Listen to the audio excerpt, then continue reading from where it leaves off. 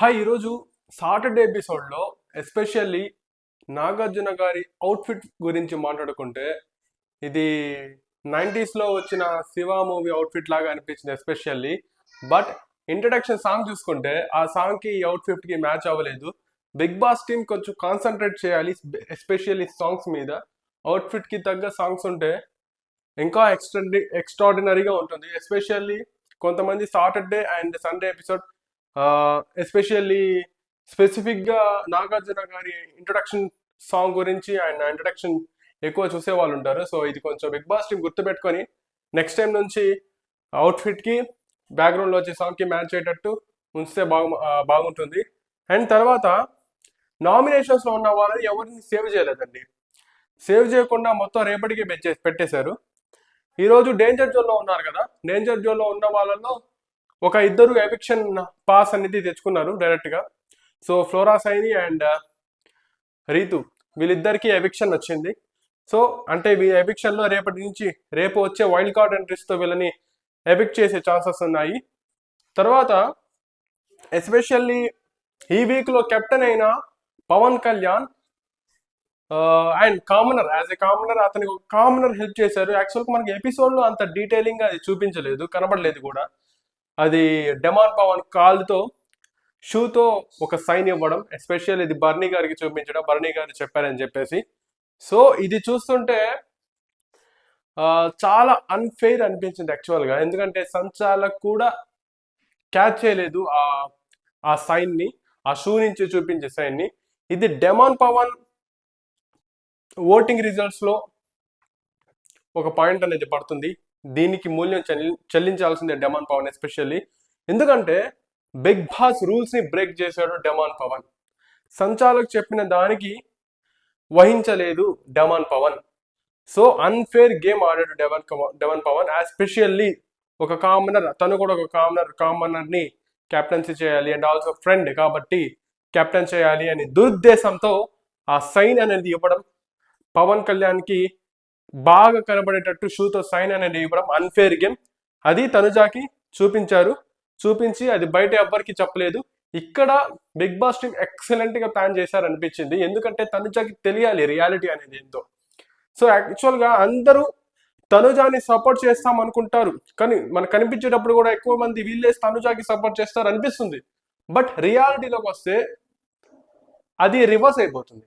నిన్న అలాగే జరిగింది, లాస్ట్ వీక్ అలాగే జరిగింది. ఎస్పెషల్లీ తనుజ సాక్రిఫైస్కి ఆ కెప్టెన్సీ టాస్క్లో న్యాయం జరగలేదు. తనుజాకి సింపుల్గా ఓడిపోయారు తనుజ అని అనిపించింది. సాక్రిఫైస్లో ఆ సేఫ్ జోన్కి పవన్ కళ్యాణ్కి ఆ సేఫ్ జోన్ చిటికేసినంత ఈజీగా తనుజ గారు ఇచ్చారు. తనుజ గారు చేసిన తప్పే ఆమెను చుట్టి వెంటాడుతుంది. బట్ తనుజ గారు టాప్ కంటెస్టెంట్ కాబట్టి సో ఇలాంటివి ఏమి ఎఫెక్ట్ చేయదు. బట్ ఆమె గేమ్ ప్లాన్ మీద ఎఫెక్ట్ అవుతాయి. ఎస్పెషల్లీ కెప్టెన్ అవ్వడానికి అండ్ ఆల్సో ఏమైనా గేమ్స్ గెలవడానికి, టాస్క్ గెలవడానికి, వీటిలో లగ్జరీ రిలేటెడ్గా ఇలాంటి ఏమైనా న్యూస్ వస్తే తనుజాకి దక్కకుండా చేతులారా పోతాయి అని అనిపిస్తుంది. సో తనుజ కూడా నాగార్జున చూపించిన ఆ సీక్రెట్ వీడియోని మనసులో పెట్టుకొని మండే నుంచి కంట్రోల్డ్గా ఆడాలి. తన వారెవరో, తనకు సపోర్ట్ చేసే వారెవరో, ట్రూగా సపోర్ట్ చేసే వాళ్ళు ఎవరో అనేది గ్రహించాలి. సో అది గ్రహిస్తుంది ఈ వీడియో నుంచి అని నాకు అనిపిస్తుంది. సో తనుజ గారి గేమ్ ప్లాన్ టోటల్గా రీయాక్టివేట్ అవి తనకు సపోర్ట్ చేసే వాళ్ళకు కూడా తనకు సపోర్ట్ చేసే వాళ్ళ కోసం తిను సాక్రిఫైస్ చేస్తే ఓకే. బట్ సాక్రిఫైస్ చేసిన దానికి ఒక విలువ ఉండాలి. విలువ లేకుండా సాక్రిఫైస్ అనేది చేయకూడదు, అది కూడా గుర్తుపెట్టుకోవాలి. తర్వాత భరణి గారికి ఒక బంపర్ ఆఫర్ ఇచ్చారు నాగార్జున గారు, ఎస్పెషల్లీ ఆడియన్స్తో ఆయన గేమ్ ప్లాన్కి ఆయనకి ఒక మెసేజ్ ఇవ్వడం. సో ఆయన బాండింగ్తో ఒక చోటే కూర్చుంటున్నారు, ఆయన గేమ్ అనేది బయటికి రావట్లేదు అనే దాని గురించి ఆడియన్స్ చేత చెప్పించడం ఎస్పెషల్లీ భరణి గారికి ప్లస్ పాయింట్. దీనివల్ల ఆయన గేమ్ ప్లాన్ కొంచెం మారే ఛాన్సెస్ ఉన్నాయి. సో బాండింగ్స్ నుంచి బయటకు వచ్చేసి ఇండివిజువాలిటీ చూపించి తనకు తాను గెలిచే విధంగా, తనకు తాను టాస్క్లో ఆ టాస్క్ వల్ల వచ్చే ప్రయోజనం తనకే కలిగాలి అనే విధంగా ఆడతారు అని నేను అనుకుంటున్నాను. బన్నీ గారు దీన్ని గట్టిగా గుర్తుపెట్టుకొని ఆడాలి. ఎప్పుడు బాండింగ్స్ అనే ఉండకూడదు. ప్రతి టాస్క్ లో కూడా ఆయన ఇప్పటి నుంచే చూస్తే ప్రతి టాస్క్ లో బాండింగ్ కనబడుతుంది. ఇండివిజువాలిటీ అనేది అసలు లేదు. చెప్పాలంటే ఇండివిజువల్ గా నేను ఆడాలి, నేను గెలవాలి అనే ఇండివిజువాలిటీ ఉంచుకొని హానెస్ట్ గా ఆడినట్టు నాకు అనిపించలేదు. ఆ తన బాండింగ్ వల్ల ఆ బాండింగ్ లో ఉన్న పర్సన్స్ గురించి ఆయన ఎక్కువగా కాన్సన్ట్రేషన్ పెట్టి మరి ఆడారు అని అనిపిస్తుంది. ఇన్ని వీక్స్ అలాగే జరిగాయి. రేపటి నుండి అయినా అంటే మండే నుండి అయినా వైల్డ్ కార్డ్ ఎంట్రీస్ లోపలికి వచ్చిన తర్వాత ఈయన తన గేమ్ ప్లాన్ ని పూర్తిగా రివర్సల్ చేసుకొని ఒక కొత్త గేమ్ ప్లాన్ తో ఇండివిజువాలిటీ చూపించుకుంటూ ఆడాలి అని అనుకుంటున్నాను. అలా ఆడితే బర్నీ గారు one of the top 5 contestant, Tanuja గారు one of the top 2 contestant అయ్యే ఛాన్సెస్ ఉన్నాయి. వీళ్ళు కంపల్సరీ అయ్యే ఛాన్సెస్ ఉన్నాయి. ఎందుకంటే వైల్డ్ కార్డ్ ఎంట్రీస్ దెబ్బ ఎఫెక్ట్ వీళ్ళ మీద పడదు. ఎందుకంటే వీరు ఆల్రెడీ ప్రేక్షకులకు అలవాటు అయిపోయిన వాళ్ళు. వీళ్ళు నామినేట్ అయితే ఈజీగా వీళ్ళకి వచ్చే అంటే వీళ్ళకి ఒక కటన్ ఆఫ్ ఆడియన్స్ వీళ్ళకి సపోర్ట్ చేసే వాళ్ళు ఆల్రెడీ క్రియేట్ అయిపోయారు. కాబట్టి వీళ్ళు నామినేషన్స్ లో ఉన్నా కూడా అది ఎంత పెద్ద నామినేషన్ అయినా కానీ వీళ్ళు సేవ్ అయ్యే ఛాన్సెస్ 100% లో 90% ఉంటాయి. 100% లో 90% ఉంటాయి. ఇది మాత్రం కన్ఫర్మ్. ఈ రేపు జరిగే నామినేషన్స్ లో ఉన్న వాళ్ళని సేవ్ చేసే దాంట్లో కూడా వీళ్ళు సేవ్ అయిపోతారు త్వరగా. అండ్ ఎవిక్షన్ లో కూడా వీళ్ళు లేరు, వీళ్ళు సేఫర్ జోన్ లో ఉన్నారు కాబట్టి. సో తర్వాత రీతు చౌదరి గేమ్ ప్లాన్ గురించి చూస్తే తను చాలా ఎఫెక్ట్స్ పెట్టి ఆడుతుంది, బట్ అది లాస్ట్ లో ఫెయిల్ అయిపోతుంది. కానీ తను ఎవరిని సపోర్ట్ చేస్తుందో వాళ్ళ కోసం ఎక్కువ ఎఫర్ట్స్ పెడుతుంది. ఈమె గెలవాలి అనే దానికన్నా ఈమెకు ఇష్టమైన వాళ్ళ కోసం ఇంకా ఎఫెక్ట్స్, ఫుల్ ఆన్ ఎఫెక్ట్స్ పెట్టి ఆడుతుంది. సో అది కూడా కొంచెం రోల్ బ్యాక్ చేసుకోవాలి. ఫస్ట్ రోల్ బ్యాక్ చేసుకొని ఈమె కూడా భరణి లాగా ఒక స్పోర్టివ్నెస్ తెచ్చుకొని ఇండివిజువాలిటీ, ఆల్రెడీ భరణి కన్నా ఈమెకు స్పోర్టివ్నెస్ ఇండివిజువాలిటీ ఎక్కువే, కానీ ఇంకొంచెం పెంచుకొని సపోర్టివ్గా తనకు తానే సపోర్టివ్గా ఆడాలి తప్ప ఇంకొకరికి సపోర్టివ్గా ఎక్కువ కాన్సన్ట్రేషన్ పెట్టి ఆడకూడదు. సో ఇలా ఆడారు కాబట్టి ఓటింగ్ రిజల్ట్స్ చూసుకుంటే ఈమెకు చాలా తక్కువ ఓట్స్ పోల్ అయ్యాయి. యాజ్ ఎ సెలబ్రిటీ ఇంత తక్కువ ఓట్స్ రీతుకి పోల్ అవ్వడం ఆమెకు ఒక బ్యాక్ డ్రాప్ అని చెప్పొచ్చు. ఇలాగే కానీ కంటిన్యూ అయితే ఈమె టాప్ 5 లో ఉండలేరు రీతు గారు. మేబీ 9th వీక్ వరకు ఉంటారు, 10th వీక్ ఉంటారు అనుకోవచ్చు, బట్ టాప్ 5 లో మాత్రం ఉండడానికి ఛాన్స్ ఉండదు ఇలానే ఆడితే. సో ఈమె దాంట్లో నుంచి బయటికి రావాలి. ఒక కొత్తగా మళ్ళీ ఆడితే ఇండివిజువాలిటీ చూపించుకుంటే బాగుంటుంది. తర్వాత నాగార్జున గారు స్టార్స్ ఇచ్చారు. మళ్ళీ యాక్చువల్గా గోల్డెన్ స్టార్స్ కూడా అందరికీ ఇచ్చారు కదా. ఇప్పుడు ఇచ్చిన గోల్డెన్ స్టార్స్ చూస్తుంటే నాకైతే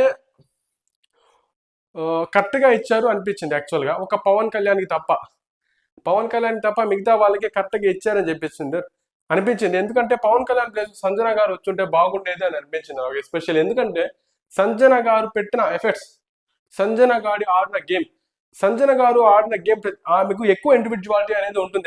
ఎందుకంటే ఆమె బాండింగ్స్ పెంచుకొని కూర్చోలేదు కాబట్టి. సో సంజన కూడా గోల్డెన్ స్టార్ వచ్చి ఉంటే బాగుండేది అనిపిస్తుంది. సో బట్ ఆమెకు రాలేదు. అండ్ ఆల్సో ఆమెకు సేఫ్ పాయింట్ ఏంటంటే ఆమె ఎవిక్షన్ లో కూడా లేరు, డేంజర్ జోన్ లో ఉన్నారు కానీ ఇంకా ఎవిక్షన్ కార్డ్ కి వెళ్ళలేదు. సో రీతు అండ్ ఫ్లోరా గారే ఎవిక్షన్ కార్డ్ తీసుకున్నారు, మిగతా వాళ్ళందరూ డేంజర్ జోన్ లోనే ఇంకా ఉండడం జరుగుతుంది. రేపు నామినేషన్స్ లో మేబీ సంజన గారు సేవ్ అయిపోతారు, అది ముమ్మాటికి జరిగిపోతుంది. ఎందుకంటే ఆమె ఓట్స్ పోల్ చూస్తే ఆమె one of the top contestant voting లో ఇప్పుడు మాత్రం. బట్ తనుజ ఫ్లోరా సైని చూసుకుంటే, ఫ్లోరా సైని కాదు సంజన గారు, వీళ్ళిద్దరిలో చూసుకుంటే ఫ్లోరా సైని అంటారండి మాటికి. ఎందుకంటే ఫ్లోరా సైని గారు ఎవిక్షన్ లో ఉన్నారు కాబట్టి అదే గుర్తుకొస్తుంది నాకు. ఏమో ఫ్లోరా గారు వెళ్ళిపోయే ఛాన్సెస్ ఉన్నాయా, ఉండే ఛాన్సెస్ ఉన్నాయా అని. సో తనుజ గారు సంజన గారికి గేమ్ ప్లే చూసుకుంటే ఆల్మోస్ట్ దగ్గరలోనే ఉంటుంది. ఎందుకంటే తనుజ గారు ఎక్కువ ఎఫర్ట్స్ పెట్టి ఆడతారు, బట్ సంజన గారు ఆమెకున్న ఏజ్ వల్ల సో ఆమె కొంచెం ఎఫెక్ట్స్ అనేది తగ్గుతుంది. బట్ ఆమె గట్టిగానే ఆడతారు, బట్ ఆ ఫుల్ ఎఫెక్ట్స్ పెడతారు. ఎక్కడ ఆమె నేను ఆడలేను అని చెప్పేసి బ్యాక్ వెళ్ళరు. ఆమె ఎంతవరకు ఆడతారు అంతవరకు ఆడగలరు. సో అది ఓకే. సో కాంపిటీటర్ గా వస్తే తనుజ సంజన చూసుకుంటే తనుజానే ఎక్కువ కాంపిటీటర్ అని అనిపిస్తుంది వీళ్ళిద్దరి మధ్యలో చూసుకుంటే. సో వీళ్ళిద్దరు కూడా టాప్ 5 లో, తనుజ గారు ఇందాకే చెప్పాను టాప్ 5 లో కంపల్సరీ ఉంటారని. సంజన గారు కూడా మేబీ ఉండొచ్చు, సంజన గారు కూడా టాప్ 5 లో ఉండే ఛాన్సెస్ మేబీ ఉన్నాయి అని అనిపిస్తుంది. బట్ వైల్డ్ కార్డ్ ఎంట్రీస్ వచ్చిన తర్వాత గేమ్ ప్లే కొంచెం చేంజెస్ అయ్యే ఛాన్సెస్ ఉన్నాయి. ఓటింగ్స్ లో కూడా డివైడ్ అండ్ రూల్ వచ్చే ఛాన్సెస్ ఉన్నాయి. సో ఓటింగ్ చాలా వరకు బ్రేక్ అయిపోతాయి. ఎందుకంటే కొత్త కంటెస్టెంట్స్ వస్తున్నారు. సో వాళ్ళకు కూడా ఓట్స్ అనేది సపరేట్ అవుతాయి కాబట్టి వీళ్ళకి ఓటింగ్స్ అనేది చాలా తక్కువ పోల్ అయ్యే ఛాన్సెస్ ఉన్నాయి. తర్వాత శ్రీజ గారి గురించి కూడా నాగార్జున గారు చాలా పర్ఫెక్ట్గా మాట్లాడారు. శ్రీజ వేరే వాళ్ళ కోసం స్టాండ్ అనేది నిమిషాల్లో నిలబడుతుంది వేరే వాళ్ళ కోసం. తినకు అవసరం లేని చోట కూడా ఈమె గొంతు ఎత్తి గట్టిగా మాట్లాడుతుంది. అవన్నీ వేస్టే శ్రీజకి చెప్పాలంటే. ఎందుకంటే నాగార్జున గారు ఆ డేంజర్ జోన్ టాస్క్ చూపించారు ఆ సర్కిల్లో దూరడంలో. దాంట్లో శ్రీజ పవన్ కళ్యాణ్ ఉన్నారు. ఇక్కడ శ్రీజ పవన్ కళ్యాణ్ ఉన్నారు. శ్రీజ కొంచెం ఆల్మోస్ట్ పవన్ కళ్యాణ్ కన్నా కొంచెం ముందే ఉంది. బట్ శ్రీజ ఇక్కడ ఎంత తప్పు చేసిందంటే స్టాండ్ ఎందుకు తీసుకోలేదు. నాగార్జున గారు అడిగిన దానికి ఆన్సర్ నేను చెప్తాను. ఎందుకంటే తన స్టాండ్ ఎందుకు తీసుకోలేదంటే పవన్ కళ్యాణ్ని ఒకవేళ పవన్ కళ్యాణ్ గెలిచినా కూడా ఈమెకు ఇష్టమే. ఈమె ఆ పాయింట్ని లాస్ అయిపోయి పవన్ కళ్యాణ్ తీసుకున్నా కూడా ఇష్టం. ఎందుకంటే క్యాప్టెన్సీ టాస్క్లో చూస్తాం అందరికన్నా ఎక్కువగా ఆనందపడింది శ్రీజానే. ఈ శ్రీజ ఇలా ఆడితే మాత్రం బయటికి వెళ్ళే ఛాన్సెస్ మాత్రం ఎక్కువ ఉంటాయి. హౌస్లో నుంచి ఎలిమినేట్ అయ్యే ఛాన్సెస్ కూడా. ఎందుకంటే ఈమె గేమ్ ప్లాన్ మొత్తం పవన్ కళ్యాణ్ లో చూసుకుంటున్నారు. పవన్ కళ్యాణ్ విజయం చూస్తే ఈమెకు చాలా ఆనందం ఎక్కువ అయిపోతుంది. ఈమె విజయం తగ్గిపోతున్నా కూడా అని స్పెసిఫిక్ గా నాకు అనిపిస్తుంది.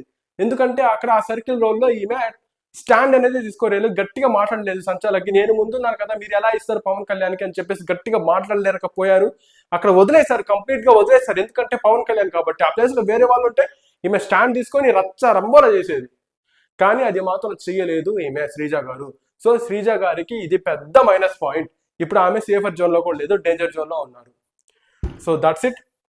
తర్వాత ఇమాన్యుయల్కి గోల్డ్ వచ్చేసింది, తనుజాకు వచ్చేసింది, భరణికి వచ్చేసింది, పవన్ కళ్యాణ్కి వచ్చేసింది. అండ్ ఆల్సో ఇంకో వ్యక్తి కూడా వచ్చింది, పేరు గుర్తు రావట్లేదు. ఒక నిమిషం, రైట్, నోట్ చేసుకున్నాను.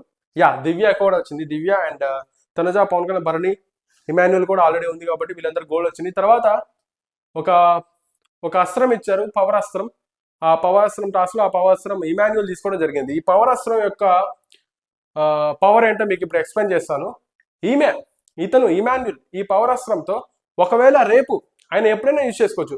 తన కోసం యూజ్ చేసుకోవచ్చు, పక్కన వాళ్ళ కోసం కూడా యూజ్ చేసుకోవచ్చు.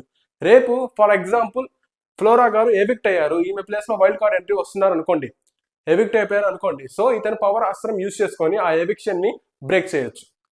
ఇంకేంటంటే ఎలిమినేట్ అయిపోతూ ఉంటారు కదా, ఎలిమినేట్ అయిపోయే వాళ్ళలో కూడా ఆ పవర్ అస్త్రం యూజ్ చేసుకొని వాళ్ళని సేవ్ చేయొచ్చు. సో ఇలాంటిగా మనకు తెలిసిందే. ఇది ప్రతి బిగ్ బాస్ హౌస్ ప్రతి సీజన్లో ఇలాంటిది ఒక పవర్ అనేది ఒక హౌస్ మేట్కి ఇవ్వడం జరుగుతుంది. ఒక టాస్క్ రూపంలో వాళ్ళు గెలుచుకునే విధంగా అది పెట్టి గెలుచుకున్న తర్వాత దాని హెల్ప్ అనేది తీసుకోవడం ఉంటుంది. సో సేమ్ టు సేమ్ అలాగే పవర్ అస్త్రం ఈసారి ఇమాన్యుయల్కి వచ్చేసింది. ఇమాన్యుయల్ జెన్యున్ గా యూజ్ చేస్తాడు అని నేను కూడా నమ్ముతున్నాను. ఎందుకంటే ఆయన గేమ్ ప్లే అలాగుంది, ఇండివిజువాలిటీ అనేది ఎక్కువగా కనపడుతుంది కాబట్టి ఇమాన్యుయల్ కంపల్సరీ ఒక మంచి వ్యక్తి కోసం అది యూజ్ చేసుకుంటాడు. లేకపోతే నాకు తెలిసి తను యూజ్ చేసుకునే అవసరం ఉండదు. ఎందుకంటే Emmanuel finest contestants and also one of the top 5 contestant అవుతాడు. సో తన కోసం తాను యూజ్ చేసుకునే అంత యూజ్ అనేది రాదు. సో వేరే వాళ్ళ కోసం యూజ్ చేయాలి. మేబీ సంజన గురించి కూడా యూజ్ చేసే ఛాన్సెస్ ఉన్నాయి. అండ్ ఆల్సో సుమన్ గారి గురించి కూడా ఇమాన్యుయల్ యూజ్ చేసే ఛాన్సెస్ ఎక్కువ ఉన్నాయి అందరు హౌస్లో అందరికన్నా పోల్చుకుంటే. సో ఇమాన్యుయల్ కరెక్ట్గా ఆ పవర్ అస్త్రం ఎవరి దగ్గరికి వెళ్తే దానికి న్యాయం జరుగుతుంది, ఆ పవర్ అస్త్రానికి గట్టిగా న్యాయం జరిగే ఒక హౌస్ మేట్ ఎవరంటే ఇమాన్యుయల్ మాత్రమే. అది కరెక్ట్గా యూజ్ చేస్తారు అని నేను నమ్ముతున్నాను. సో అంతవరకు పవర్ అస్త్రం టాస్క్ అయిపోయింది. తర్వాత ఇద్దరు ఎవిక్షన్, ఇందాక చెప్పాను కదా, eviction Flora and Ritu Chowdary evict అయిపోయారని చెప్పేసి. సో దాని గురించి తర్వాత ఒక టాస్క్ పెట్టారు, ఎవిక్షన్ అంటే టాస్క్ కాదు, ఆ డేంజర్ జోన్లో ఉన్న వాళ్ళంతా నిలబెట్టారు. ఇంకా దాంట్లో ఎవరు డేంజర్ జోన్లో ఉన్నారు, ఎవిక్షన్లో ఎవరికి వెళ్ళారు అది కూడా స్పెసిఫిక్గా చూపించారు. ఫ్లోరా సైని అండ్ రీతు చౌదరి వీళ్ళిద్దరు ఎవిక్షన్ పాస్ని కూడా టేక్ ఓవర్ చేసుకున్నారు. సో రేపు ఇంకా చాలా 5 స్టార్ అంటున్నారు కాబట్టి సో మేబీ 5 స్టార్ అనేది చాలా గట్టిగా ఉంటుంది అని నేను కూడా అనుకుంటున్నాను. రేపు జరిగే సండే ఎపిసోడ్ మెగా ఎపిసోడ్ అవ్వచ్చు బిగ్ బాస్ ఈ సీజన్లో. సో అంటిల్ దెన్ రేపు వెయిట్ చేద్దాం రేపటి ఎపిసోడ్ కోసం. సో అంతవరకు నా ఛానల్ని సబ్స్క్రైబ్ చేసుకోండి, బెల్ ఐకాన్ని ఎనేబుల్ చేసుకోండి అండ్ లైక్ చేయండి, షేర్ చేయండి. అప్పుడే మీకు నా వీడియోస్ అనేది త్వరగా వస్తాయి. అండ్ ఆల్సో మీరు లైక్ చేసే కొద్దీ నా వీడియో ఇంకొంచెం మంది చూడడానికి వాళ్ళకి అవకాశం ఉంటుంది, వాళ్ళకు కూడా వెళ్తుంది. కాబట్టి మీరు ఈ ప్రాసెస్ చేస్తే నా ఛానల్కి కొంచెం రీచ్ అనేది పెరుగుతుంది. That's it, thank you.